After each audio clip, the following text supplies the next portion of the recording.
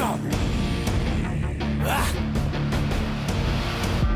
Welcome to the Cage Nation. Welcome to the Cage Nation. Welcome to the Cage Nation.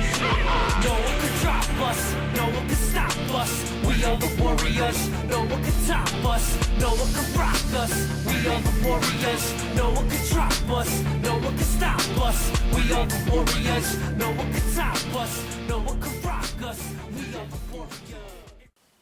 And we're back. Yeah, absolutely. After a bit of a holiday vacation. Holiday hiatus, maybe. Yeah. We don't want to start our first episode of the new year off with the terrible news about Mauricio Zingano, and of course our thoughts and positive thoughts and prayers are going out to Kat and the family. That is just absolutely terrible. We're losing these guys way too young, but we're back. Yep. And I think it's very easy to say that the month of January absolutely exploded at the beginning, so we got a lot to talk about. I think since we've been gone, like late December up until this point, a lot has happened in the world of MMA. Not just regionally, not just locally, but I think there was an event at the end of December that we might want to touch upon, maybe. Maybe a little bit. But then I'd say that, as busy as the national and global MMA scene's been, I think I think our regional scene's probably been busier, if not more so. Business has picked up in the Pittsburgh area. We are going to touch upon all of it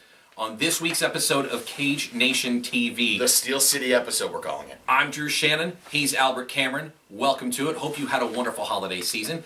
Coming up, we will take a look at the newsreel, as we always do. We're going to get back to business. We'll talk about why the Pittsburgh scene is blowing up. And we'll also have the Cameron Underground, the return of that segment. Oh, yeah. It's a good one. It's a good one. Don't mean to pat myself on the back, but You know what a pat in the back is? What's that? About 16 inches away from a kick in the ass. Ladies and gentlemen, Cage Nation TV, we're doing math. Don't go anywhere. We're coming to you live. Well, not live. We're coming to you with the newsreel. Yeah, stick around. That's next. Cage Nation TV. It's time for another edition of Cage Nation TV Newsreel, spanning the globe to bring you the latest news in MMA. Chris Lieben announced his retirement. Easily one of the most outspoken and entertaining fighters as of late, Chris Lieben announced on the MMA Hour that he'd be retiring. He mentioned how much fun and how much of an honor fighting has been, but that it was time to hang it up. Chris Lieben gained notoriety and stature by competing in the first season of the UFC's Ultimate Fighter, in which Lieben proved that he could party hard, but he could fight even harder. Chris Lieben may have gone down as one of the bad boys of MMA, but his contributions to the sport are certainly quantifiable. Will Brawl and Donnie Bards meet Osahan Omo-osagie? The Gladiators of the Cage matchmakers are hard at work.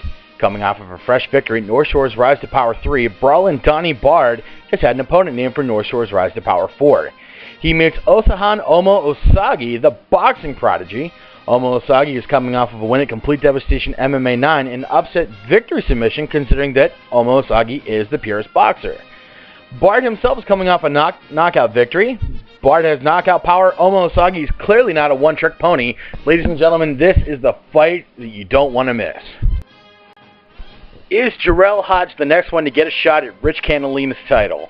Jarrell Hodge has recently scored a third-round submission victory over amateur powerhouse Ethan the Wolverine Goss. Sources close to the Catalina camp are saying that the winner of Hodge versus Goss was going to get a title shot against Rich Catalina. If Goss had won, it would have set up a rematch, but with Hodge becoming the winner, it would seem that Hodge is the number one contender for the Pinnacle FC Amateur Featherweight Championship. Pinnacle FC has not confirmed this fight for the March 29th card or any card in the future. Stay tuned. We'll keep you posted.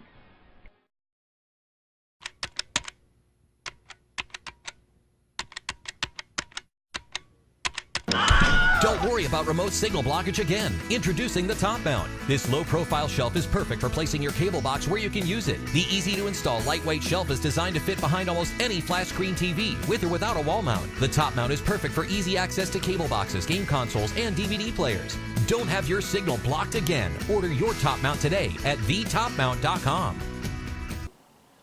Welcome back to Cage Nation TV. Drew Shannon, Albert Cameron. We are back from our holiday vacation. I really missed the music of the newsreel.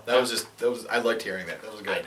I know. I missed the opening of the show, as a matter of fact. You mean our buddy Jigsaw, who's just releasing music left and right. Exactly. He's got, I think, Love Games Part 1, he's called it. If you want to check him out on Facebook and YouTube, it's a hot track.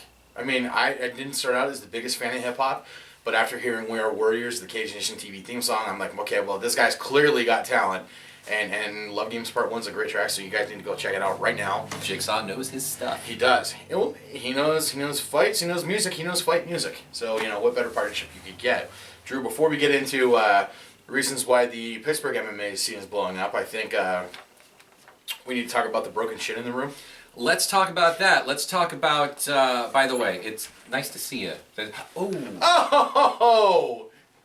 1985 called. They want their joke back. Yeah. And some exciting news, I guess, on the UFC front in the world of entertainment as far as how you can watch UFC now. Oh, I thought you were going to talk about Tito wrecking just another Porsche. No. Oh, okay. All right, let's talk about, first of all, what do you want to start with? Should we talk? Well, George St. Pierre is just about done. Okay. He's done. GSP is done. Right. He's gone on record saying, "Hey, I love being retired from MMA," and honestly, Albert Cameron thinks that's fantastic. Hey. I've never been the biggest fan of George St. Pierre. I don't know why. Every time he's fought anybody, I wanted to see him get knocked out. I think the one time I was undecided on a George St. Pierre fight was when George St. Pierre fought Josh Koscheck, and that wasn't a matter of who do I like more. It's who do I want to see lose the most. And I think I've been there. Yeah. Yeah. Honestly, I think Koscheck versus St. Pierre, it was you, me, and Rick Kennis. We went to champs for that event. Yes, we did. Yes, we did. Okay, so George St. Pierre is done with MMA. Thank you very much for the career. Unfortunately, I'm just not a huge fan. But, you can't win them all. Right. You can't like everybody. And so George St. Pierre is done. Now, the wild allegations coming out was that George St. Pierre said that while he was taking a shower post-fight, someone from the UFC came in and stole his belt. Really? I mean, Dana White I think we can easily say Dana White is the most important man in mixed martial arts, period. Right. And if he really, really, really wanted the belt back that bad, I think he would have manned up and went up to George and said, "Hey, you've retired. This is a trophy for the fight. Can I have it back?" Or I think Dana White is, wiping his butt with 20s. He could have just had another belt made. I don't think he had to resort to that to get to George St. Pierre's belt. I mean, it could have been anybody if the belt was missing. I don't know. Right. It's just craziness. Who knows? Who knows? All right. Well, let's talk a little bit about Ronda Rousey and Misha. The first time Ronda Rousey's gone outside the first round. She did win the fight by armbar, but she did in the third round, which I think is kudos to Misha Tate. And Ronda Rousey, not really all that popular at the end of the fight, refusing to shake Misha Tate's hand, causing a lot of controversy. I understand not touching gloves or shaking hands pre-fight because you're so involved in getting into the mindset of, hey, I'm going to have to hurt this person. I understand that. Right. Post-fight, everything that you need to say should have happened in that fight. And if it didn't, that's on you. Right. Well, I guess from Rousey's point of view, she felt that she needed an apology from Misha Tate for all of this bad blood that happened during the Ultimate Fighter. Well, I mean, I think her apology came at the end of that armbar, and she got, she's still the women's bantamweight champion. I think. Right. I think if justice was due, I think it was served, and I think she did a fine job of it. I'd say let bygones be bygones. Obviously, exactly. Ronda Rousey is more influential in the sport than I am, and that's fine. That's just my take on it. She clearly has a different opinion. Ryan Grun and I were talking about this on Quick Rock, and we both agreed. Hey, it was the holiday season. Just let it go. Right. Just shake her hand. Be done with it. I mean, at the end of every time they fought, Ken Shamrock and Tito Ortiz still showed each other respect. Right. And if those two can show respect, I can't imagine why Ronda and Misha couldn't do the very same thing. Well, Ronda's got another fight lined up for UFC 170, I believe. Who is she taking on in that? Do you remember? I know. I can't seem to. Every time I talk about it, and I always want to talk about it, and for some reason I can't because I can never remember who she's fighting. I don't think it's Sarah McMahon. I know that Misha Tate's now fighting Liz Carmouche. Kat Zingano thought that was her title shot, being that Misha Tate stepped in front of her. Mm-hmm. I can't. We're gonna have the answer is right here, Drew. There it is, There's right the there. answer. She's fighting her. Yeah, her. That's Oh, gonna be a okay. great fight. And of course, Jessica Evil Eye going to be a part of that bout as well in the prelims. Jessica Evil Eye is gonna be the prelim main event. Yeah, the prelim main event. So we're looking forward to that fight as well. I think we've touted the women's MMA horn, and we will continue to champion that cause. The women's mixed martial arts clearly are athletes who know how to fight. Right. And I think if anyone ever thought it was a novelty and they still think that way, I think they really need to get out of the 1950s way of thinking. Yeah, definitely. Yeah. All right. Well, let's talk about the thing that everybody was talking about after UFC 168, and that, of course, With how good of a movie The Hammer was, the Matt Hamill biopic. no. Oh. How bad of a leg break that was in regards to Anderson Silva. Did Anderson Silva break his leg? Because Facebook didn't tell me about it. Oh, so if shut Facebook up. didn't tell me about it. It didn't happen. I'm telling you what. Yeah, YouTube. I saw it on YouTube moments after it happened. That's how quick people are, were to post it. I'm sitting in a bar in my hometown of Warren, Pennsylvania, with my good friends Brian Stanko and Tamara Mueller and Sierra Peterson, and we're all sitting having a brew, and we're going through I'm frantically trying to find results because I want to know what's going on. We found out about Ronda Rousey and Miesha Tate, and then we found out about Anderson Silva and the leg break, and I'm like, oh my God, I'm like, I can't believe I missed that. And everybody in the bar immediately got on their smartphones and started searching YouTube. Within about 5 minutes, somebody had the video. And I kind of wish I wouldn't have seen it. This is going to sound terrible, but the first time I saw Anderson Silva's leg break, the only thing I could think of was Corey Hill pinching my nipple. The only thing I could think... That was it. Because he was explaining how bad it felt. Yeah. So then, I have a friend, Rex, who's here in the State College area. He went to Champs with a group of people, and he's explaining... And that is where Ryan Grun watched it. He was there at Champs, and I guess the reaction was... Well, that's what Rex said. He's like, a couple years ago when you go to Champs, it was maybe 30% women, 70% guys. Right. Well, now it's more like a 60-40. So a lot more women are there, and Rex told me when the break happened, half of it was horrified gasps. Well, it was all pretty much horrified gasps. Yeah. But just like the sound that was coming out of that dining room area there, probably should have been heard for miles. Yeah. Yeah. And I think it was heard all around the world, all around the pay-per-view viewing audience. Now, from what I'm gathering, and everybody, at that point was like saying, "Oh, Silva's done. He's finished. He's not coming back from this." He wants to come back. He's been not even in the hospital 2 days after surgery. He's asking when he can start training. Exactly, and I kind of equate it to the Corey Hill situation. I mean, Corey Hill had equally as bad of a leg break. And he's, he healed, he rehabbed, he trained, he's back. Right. Now, of course, you could say that Anderson Silva could do the same thing. There are others that say no because of his age. It's not going to be possible at all. There's no way that this can happen.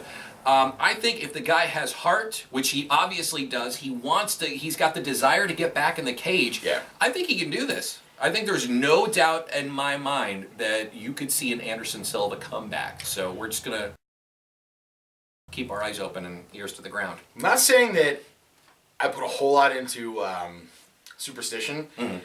I've seen that particular leg break, including Anderson Silva's, 3 times. Right. First one, and my buddy, our buddies Mike Edwards and the X-Men, Mike Edwards and the X-Men are going to be able to tell you, when Sid broke his leg doing the drop kick off the top rope. Yeah. Very same break. Excuse me. I've been fighting something since Christmas Eve. I'm sorry. When Sid Vicious jumped off the top rope at a WCW Starcade, event, I think it was. I think it was Sold out? It was sold out. Okay. Yeah. He jumps off the top rope and lands wrong and completely snaps, and It's the same leg break. yeah. The leg's dangling. Second time Go ahead. was Corey Hill. Okay. Okay. We don't know what Anderson Silva's doing, but with Corey Hill and Sid, the way that leg break, their careers never really came back the way they wanted them to or as fast as they wanted Right. to. So I'm not putting any superstition to it. If Anderson Silva, by pure force of will, says, I'm going to get back in the title line, I think he can do it. I'm just saying historically, it might not be looking so hot for him. And I like Corey Hill. I think Corey Hill's independent MMA fights have been his best. Right. If the Corey Hill who's been fighting for the XFC for complete devastation. If that Corey Hill would have been in the UFC, I think we'd be talking about a completely different Corey Hill. Right. Also, coming out on the heels of UFC 168 is the UFC Fight Pass, which was announced by Dana White. It's an easy way for UFC fans to access all of the great fights in the history of the UFC for, I believe it's a $9.99 charge. Okay. And I don't think that includes the pay-per-views, though. It does not. UFC has a lot of their pay-per-views on digital format. Right. Where you can buy them like it's like $10 per event, and I mean they have good ones. Like I'm talking about UFC like 9 through current. Right. So like 9 through 31 are the big ones because that's when SEG still owned the UFC before Zuffa came in. Mm-hmm. Those are the events that are hard to find. Right. And they got them. Personally, I mean, if you buy the UFC Fight Pass, fantastic. You know, Right. like you're clearly supporting mixed martial arts, and whether or not UFC is so big that they really don't need your money or not. Hey, you know what? The more money they're getting in, the more money they're spending on MMA and bringing it to the different states. Mm-hmm. Personally, for me, I don't think I'm going to buy it, and I'll tell you why. Because there's so much good independent MMA on Comcast where I don't have to pay anything additional for it. XFE, Cage Fury Fighting Championships, just a lot of them on the Comcast network where, like, you know, just a different fight promotion almost every week. Right. Glory Kickboxing on Spike TV. Bellator is still hanging in there. If I'm gonna, it's not so much spending the money; it's the energy.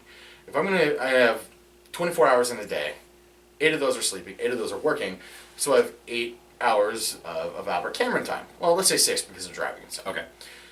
In that 6 hours, am I going to spend time to watch old UFCs and bonus footage, or can I see who the next up-and-comer is? And that's my position on it. Well, it depends, too. If, you know, the diehards out there, Yeah. the hardcore UFC fans, they're going to plunk down the money for this because they want to see all that, you know, the classic matches, the things that have happened. And they also want to see the up-and-comers as well. Well, it's not that I'm not a hardcore UFC fan. It's just that I've been watching it for so long that I've seen... You've seen it. I've seen the classic matches. So, all right, now here's the question, though. Yes. If UFC, the UFC Fight Pass offered the same deal as the recently announced WWE Network, where the pay-per-views are included, would you be more prone to buy UFC Fight Pass? would there be a limit on how many pay-per-views I could buy? Well, in the WWE Network, they're included in the $9.99 charge. So $9.99, and I get all the access to the pay-per-views that I want. Right. I would. I mean, each month, or each pay-per-view that month comes out. Each month, I don't have to go to like Champs or anything. I'm not paying an extra $60 to Comcast. It's included, is what you're saying. Is what I'm saying.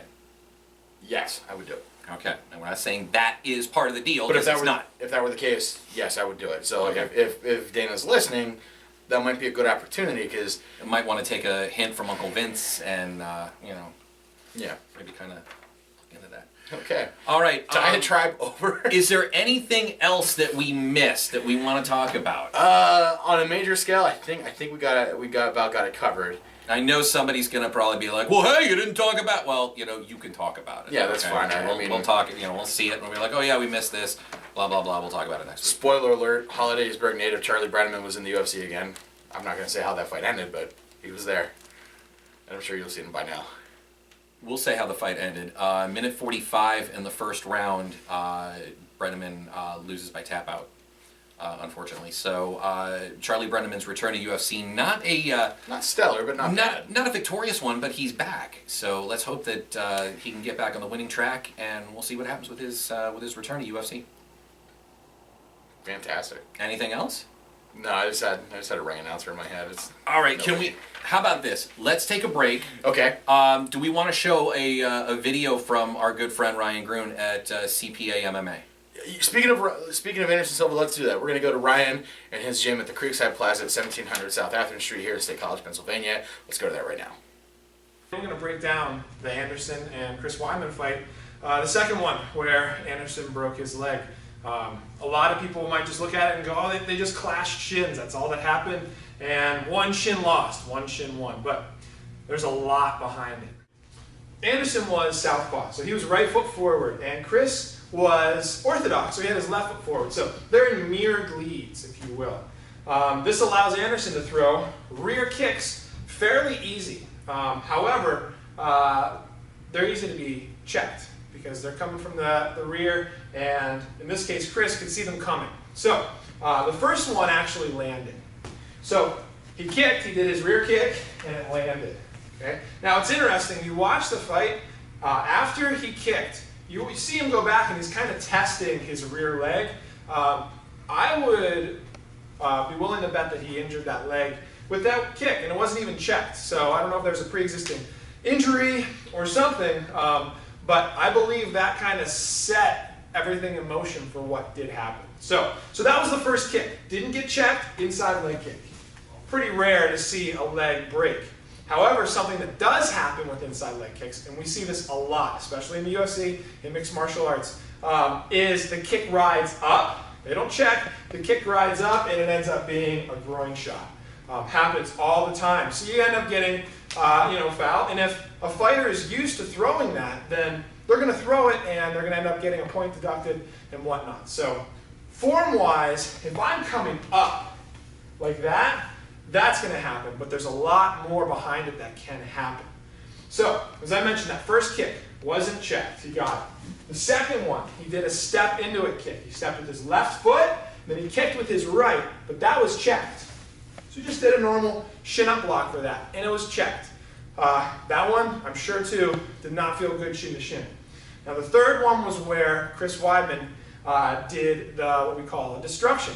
He turned his knee in just a little bit and lifted it up. So whenever Anderson kicked, it ended up being right around the middle of the shin, but that connected with the top of what is Chris Weidman's tibia. So if you look at an x-ray of a tibia, the top is big, and then it kind of goes down, and it gets thinner right around the middle, and then it gets big again. However, right after the middle of the shin, it kind of turns in. So what happened in this case was when Anderson kicked, he hit with the middle of the shin stopped, and the end of the shin ended up continuing through, which is how it broke. Chris Weidman was not squared up. He was really kind of bladed, and his rear heel was down. So whenever your opponent's rear heel is down, it's hard for them to shin up block from that side because it's so heavy. This side, however, is easy to pick up. So if I do that step into a kick, he can easily pick up this one. Yeah.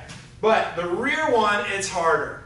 And to be honest, if it's an inside leg kick, it's even harder to rear shin up block it. So instead of doing the rear shin up block, he decided, as we just discussed, to turn that in. He was heavy on his rear foot, and he just lifted it up and turned it in.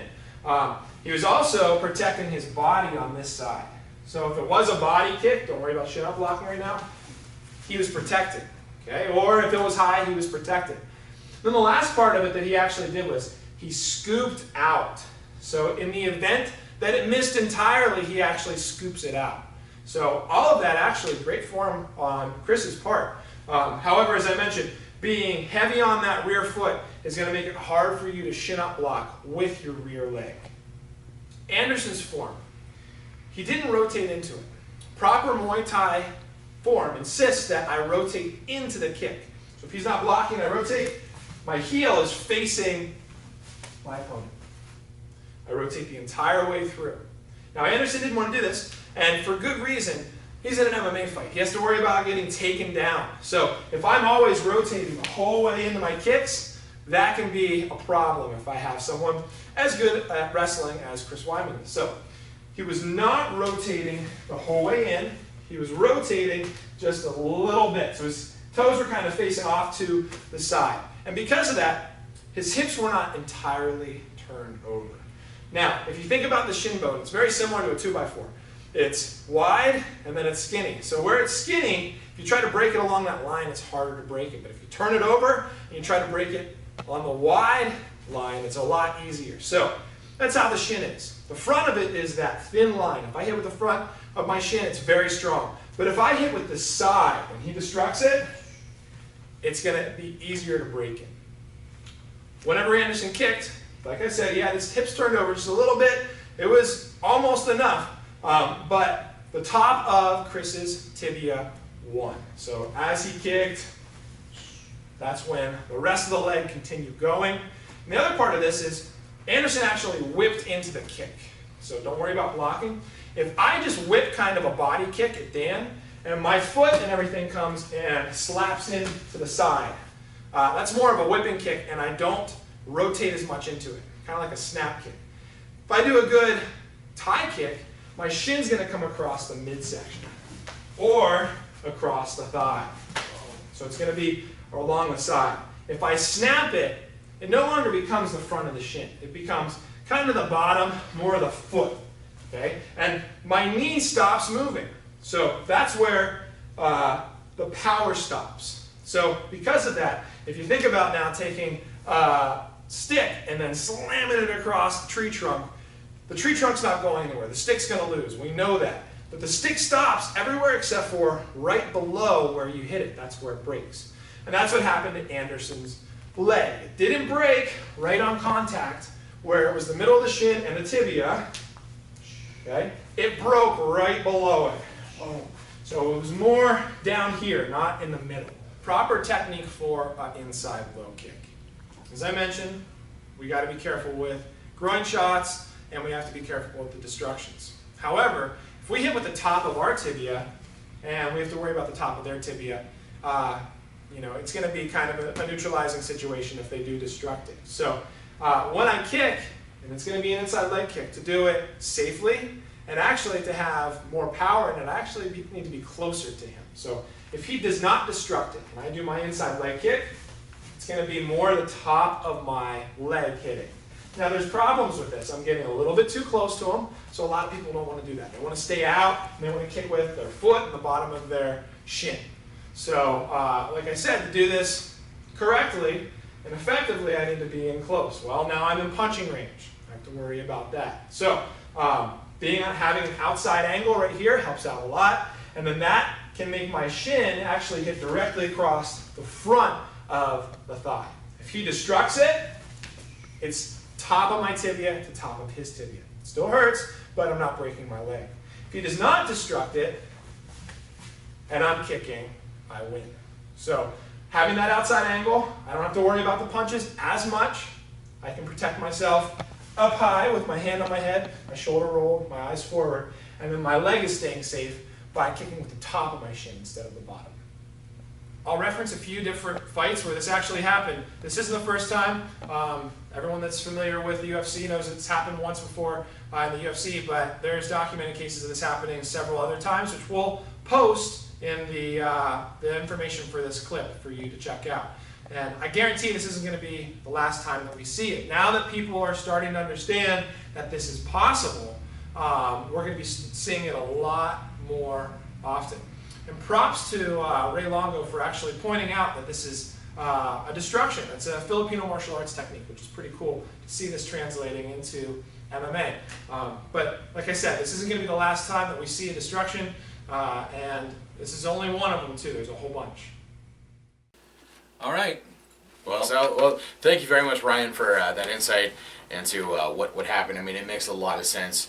That particular leg break happens to kickboxers a lot because their shins just become brittle. Right, and if you want to hear more of Ryan Groon's wit and wisdom, 1059 Quick Rock online at 1059QWIKrock.com. Every Friday morning during the Free Beer and Hot Wings show, Ryan and I sit down and we talk for at least 6 minutes about the world of mixed martial arts, local, national, and we also talk about the gym, Central PA Mixed Martial Arts, over on South Atherton Street in the Creekside Plaza. It's a nice gym. I've been there. So there, Ryan, you got your plug.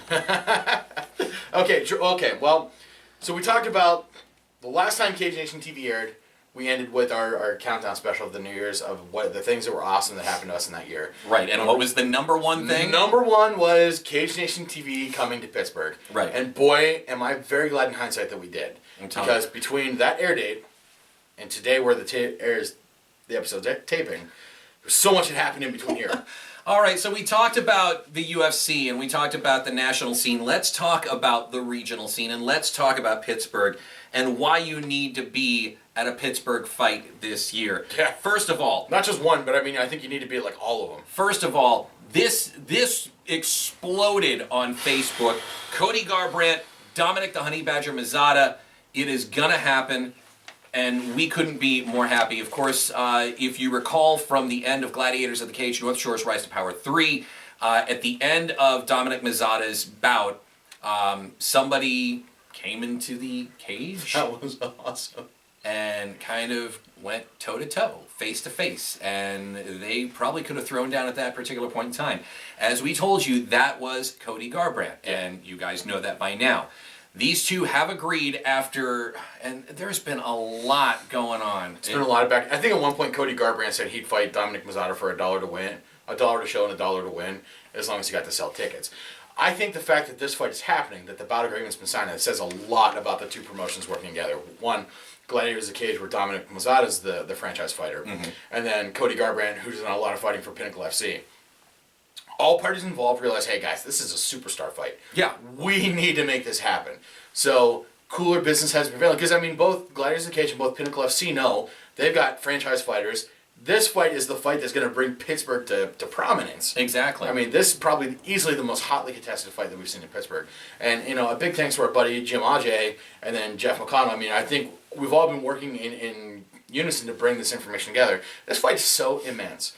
And yeah, as far as fights I'm looking forward to seeing, I think I'd rather see a Cody Garbrandt versus Dominic Mazzata than I'm really looking forward to any fight coming up towards UFC. I mean, that's just, it's because of my personal involvement. Right. And my job is to communicate that to you, that personal involvement, why you guys need personally involved. So that fight, I think, is going to be a great way to end the first quarter of 2014.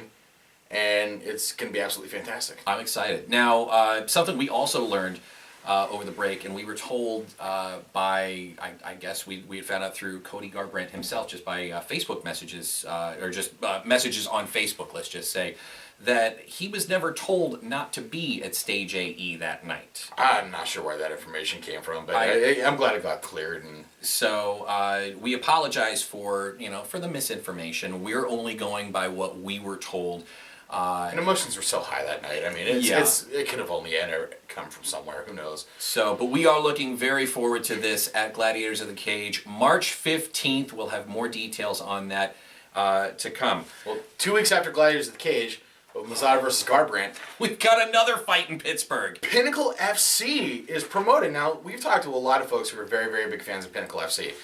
Paul McAleer is coming back from almost 9 months worth of injury with that calf slicer. He's coming back to Pinnacle FC. Charlie the Madman Gathers is fighting at Pinnacle FC. Mark Cherico, who is an absolute monster in the Pittsburgh MMA scene. He was slated to fight a UFC veteran. Well, that fight recently fell through because Greg Serb and the Pennsylvania State Athletic Commission wouldn't clear the fight, which is for everyone's safety. You're never going to hear me damn the PSAC for not sanctioning a fight. Is Lenny going to be fighting? Lenny will be on the undercard at Mazzata versus Garbrandt. Okay, I just wanted to check. We've got 2 fights in Pittsburgh, and I got to try to keep everything straight. Yeah. Well, I mean, that just goes again to Pinnacle FC. You know, they're scheduling their fight 2 weeks after. There is absolutely no reason that you can't be at Gladiators and Pinnacle. Exactly. I mean, look at it like this, okay? You get paid every other week, for crying out loud. You get paid, boom, right here. If you get paid at the beginning of the month, then you've got the 15th right there. Then you get paid the next week, and then the week after that, boom, right there. You're all set. There's no reason why you can't catch both of these fights. If you're an MMA fan, and if you're not necessarily even if you're in Pittsburgh, if you're in where, in the state of Pennsylvania, come out, check this out. It's going to be intense. So Pinnacle FC, March 27th, Mark Cherico is their headlining. Guy's an absolute monster. So many great things on the undercard. Guys we know, guys that... It'll be March 29th. Thank you. March 29th. My birthday's in March. I've got all the Fridays figured out. So. He's got it down to an art. So, between Gladiators and Pinnacle, I mean, they're... Or Saturdays, excuse me. Honestly, I think it's probably better that they didn't try to counter promote each other that day. Right. Because I think they would have ended up cutting their attendance figures in half either way. Because, I mean, it's very, very smart promotion on both ends of that. All right. Moving on. Clark Young, one of the area's elite heavyweights, is getting a title shot. Yes. Our good friend Clark Young. Clark Young almost killed me once. It was great. It was fantastic. Pennsylvania is known for a lot of great things. One, we got a lot of lighter fighters. Right. I think our girls, our women's MMA, fight better than anyone else in the country. Clark Young is a heavyweight fighter in an area where a whole lot of heavyweight fighters aren't from necessarily. So whenever Clark Young does fight, these heavyweights are coming from other areas, and I mean, these guys they're good. It's about time that Clark Young is getting a title fight. I've seen Clark Young versus Adam Smith-Urbany. Right. O.J. Vickers. And here's one of the great stories you didn't hear about North Shore's rise to power, too. Clark Young and O.J. Vickers are talking about their fight. They're still fighting under amateur rules. Clark Young's like, hey, I'll fight ground and pound. That's no problem. Clark Young is so ready to go in and fight, regardless of the rules, regardless of the stakes. Clark Young is just an absolute monster in every sense of the word. He's absolutely massive, and it's all muscle mass. He's got a killer instinct. We've seen him outstrike guys. We've seen him submit guys. Clark Young is primed right now to get that title shot, and I'm not sure who the opponent is. Right. I'm glad it's not me. I'm glad it's not you too, because I can't do this on my own. And I'd be dead. Clark Young would finish the job. He'd be like, I couldn't knock you off the side of the cage, so I'm just going to kill you. All right. Well, moving on from there, there is talk of a Catalina Ethan Goss rematch. Which is... I told you the scene's blowing up right now. Kids in a candy store we are, I'm telling you. Ethan Goss is headed out to... By the time this episode airs, Ethan Goss will have already been in Ohio fighting Jarrell Hodge. Right. Jarrell Hodge, that name should sound a little bit familiar to you. Hodge was Tyler Saltzman's last opponent before he fought Charlie Gathers. Okay. Or it's either Heffelfinger then Gathers or Hodge then Gathers. But Team Titan Fitness PA teammates are both getting their crack at Jarrell Hodge. So if Ethan Goss wins, he's going to be able to be sanctioned to get to a fight. And a lot of folks are saying, hey, Ethan Goss versus Rich Catalina was such a great fight, we want to see it happen again. You know who else wants to see it happen again? We do. Yeah. Yeah. That fight was absolutely incredible. I mean, Pinnacle just really captured the magic of a great fight. Ethan Goss climbs the cage of complete devastation. He's like, I want gold. And Rich Catalina gave him his title shot. Now, here's another really good question. Okay. How is Rich Catalina's challenge of Lenny Karlheim going to play into account of that? Yeah, because Lenny's coming back. Yeah. Lenny's coming back. And we have a lot of new friends from Pittsburgh. And if you're watching this, you're like, well, who's Lenny? You guys have not seen anything yet. You'll find out. Lenny Karlheim, the king of the Altoona amateurs. He's coming back, gladiators of the cage, and I think it's going to be absolute immense. So once Lenny gets that fight under his belt, he's going to have his tune-up fight, which I think him and his camp want. They want a tune-up fight. Right. Rich Catalina will have that position open if he doesn't get Ethan Goss.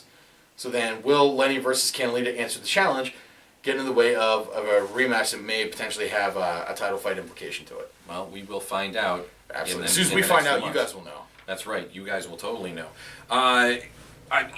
Suffice it to say, Pittsburgh's two biggest promotions are going to be promoting within weeks of each other. As we said at the top of this, there is no reason why you couldn't go to both. Absolutely. And both events are so classic. Obviously, we've been in Gladiators of the Cage more than we've been at Pinnacle, but I mean, Pinnacle does such a great job of getting their promotional materials out. They do. Of seeing fight footage, pictures. You know, both these events are just so classy. I think it is so worth it to just invest the money in seeing Gladiators and then going to see Pinnacle. They're 2 weeks away from each other.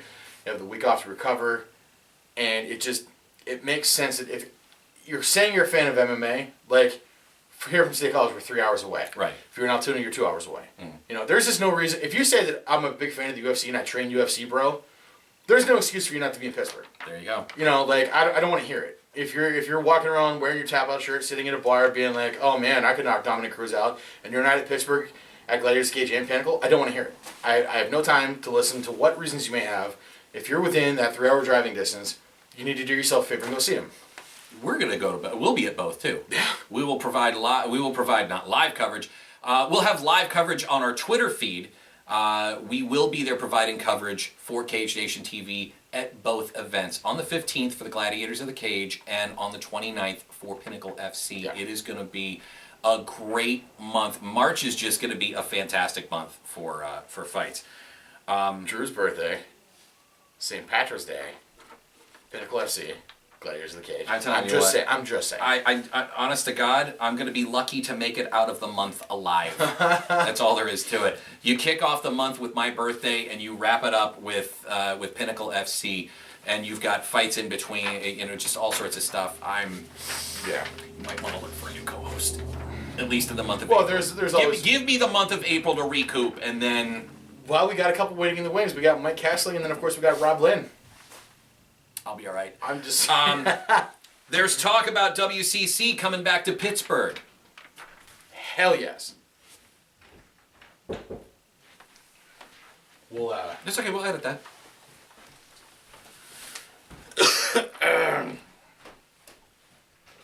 Ash. Hi. We're almost done. That's okay. I just didn't want to. Sorry, let me just stop. No, it's okay. You're okay.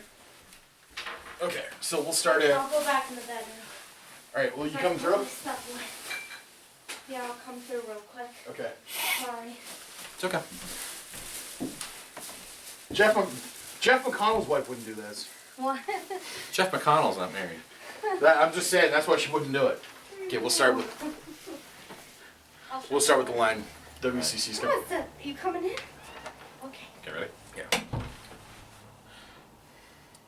On top of that, there's talk that WCC is coming back to Pittsburgh. Greensburg. Greensburg. Well, it says Pittsburgh. You wrote Pittsburgh. It's Greensburg. We know. Yeah, it's Greensburg. It's close enough. I think, again, you guys watched the countdown, the New Year's Eve countdown episode. I think one of the coolest things we've ever done was going to the Kirk S. Nevin Arena. You know, that we got to talk to Ethan Goss on camera for the first time. We saw Donnie Bard. We watched Paul McAleer get hurt. Not saying that watching him get hurt was a good thing, but substantial things came out of WCC. I got to meet Justin LaBar. You got to meet. We both got to meet Justin. We LaBar. both got to meet Justin LaBar. It's a fine reporter for WrestleZone and does the MMA circuit as well. Right. So the WCC is clearly a stop in this Allegheny Regional MMA. Right. Because substantial things have happened about that. So if WCC does make their official return to Greensburg, I think it's going to be fantastic. We'll certainly be there as well. We just haven't heard anything official. Until we get it from WCC, we have to say rumors and allegedly, but a lot of guys are saying they're looking to fight in June for WCC. All right, so we got all of that coming up, and just it is going to be, it is going to be an unbelievable. And plus, do we want to mention something coming up maybe in May, or can we not say anything as of yet? Coming up in May.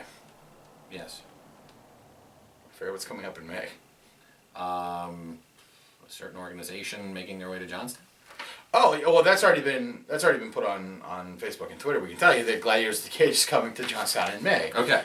John Rearick, who is a Complete Devastation MMA veteran, was supposed to be on the March 15th card. He will be on the May 3rd card at the, I believe it's the War Memorial. I believe it's the Cambria County War Memorial. So Johnstown, listen up. You guys got one more chance to not blow this whole MMA coming to your town thing. Do not blow it. You don't want to miss. Right. It's going to be great. Listen to what we're saying. Yeah, I mean, one, MMA is fantastic. Right. I know you're a pro wrestling guy, but I think in our time together doing what we're doing, you've really gotten an appreciation of MMA. I do have an appreciation for it. These guys fight hard. They train hard.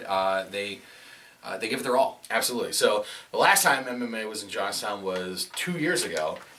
2 years ago in March, actually. And I was there. You were there. It was for Complete Devastation MMA 4. Sean Shirk was there, and the turnout. I mean, they were excellent fights, but the turnout just was not there for some strange reason. Complete Devastation MMA had fantastic turnouts in Altoona. We were standing room only. Yeah. And then we went to Johnstown, and we just weren't ready for that, for that kind of a reception, and it kind of knocked.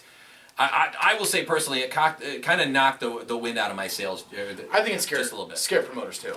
Yeah. And I think Complete Devastation at the time was influential enough to know that to show other promotions, hey, maybe Johnstown's not ready for us. Well, Gladiators of the Cage have no history of making bad business decisions, so if they think they can make Johnstown work, I really believe they can make Johnstown work. However, Flood City, you've had 2 years to prepare. Yeah. It's time. Yeah. So come out en masse, full force, show your support for Absolutely. MMA. Fantastic. All right. So that's, I mean, in a nutshell, we just gave you a lot of reasons why 2014 is clearly the year that the Steel City is rising to prominence. And we gave you another reason why this episode is going to go well over an hour. Now, we're going to go to break.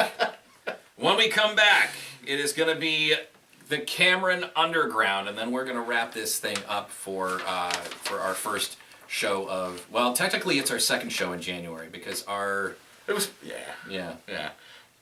I think I know why we're so long-winded today.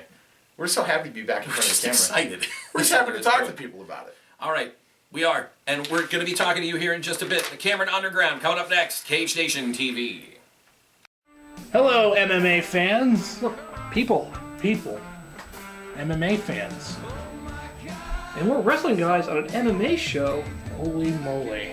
What's this world coming to? We want to take this time and thank Drew Shannon and Albert Cameron. We do? Yeah.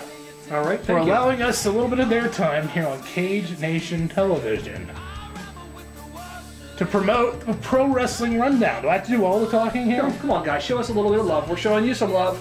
We know that they're crossover fans, so catch us on our YouTube channel. What is it again, X? YouTube.com/Pro Wrestling Rundown. Hope to see you there. Welcome back to Cage Nation TV. Of course, the Pro Wrestling Rundown. I believe I've been tapped to guest host in place of the X-Man, or at least I'm... Mike, I'm talking to you man to man. He's coming back to doing the MMA run or Cage Nation TV, and if not, I will find you. I will find you, and you will not like it. You don't even know what show we're on. No, I don't. That's all right. Okay, so it's fine. You do the Pro Wrestling Rundown. I'm sure it'll be fun, but you're a Cage Nation TV host and correspondent. First and foremost, Mike. Leave Edwards alone. He's under enough pressure. Anyways, look forward to working with them for a few episodes. We're going to have a lot of fun with Absolutely. that. All right, it's time for the Cameron Underground. We're going to shut up, and we're going to let the fights do the talking. What do we got lined up? Okay, well, we're celebrating two occasions. One, Clark Young is fighting for a heavyweight title. Mm-hmm. That's absolutely fantastic. Two, Albert Cameron's a geeky sumbitch. You are. And he's very, very happy that in the new X-Men movie, there is one of his favorite mutants ever is going to finally be on the big screen, and that is Warpath. Okay. So in the Cameron Underground, we tapped heavyweight fighter Ruben Warpath Villarreal. He's taking on Pride FC veteran Alexander Lungu in a fight that happened overseas. I love these kind of fights. He loves these kind of I fights. love these kind of fights, and that's why it's the Underground, because I put what I know to work to bring you guys fights you might not have seen otherwise. He does. Let's go to the Cameron Underground. Here's the fight. Leo alături de Marius Vizer. Doamnelor și domnilor, Alexandru Lungu, cel mai spectaculos luptător român de MMA. Are un început furibund. Vor fi lovituri de braț năucitoare. Dacă va reuși să treacă de primele 30 de secunde, Ruben Villarreal va avea ceva șanse în această seară. Deși mă îndoiesc în câteva momente la Local Combat, primul meci de MMA, Sandu Lungul, vedem cât de impresionant este. Ruben Villarreal nu pare deloc înspăimântat. Nu clipiți, își încarcă loviturile Sandu Lungu. Să vedem cum va porni această luptă Sandu Lungu. Momentan Villarreal încearcă să stea la distanță.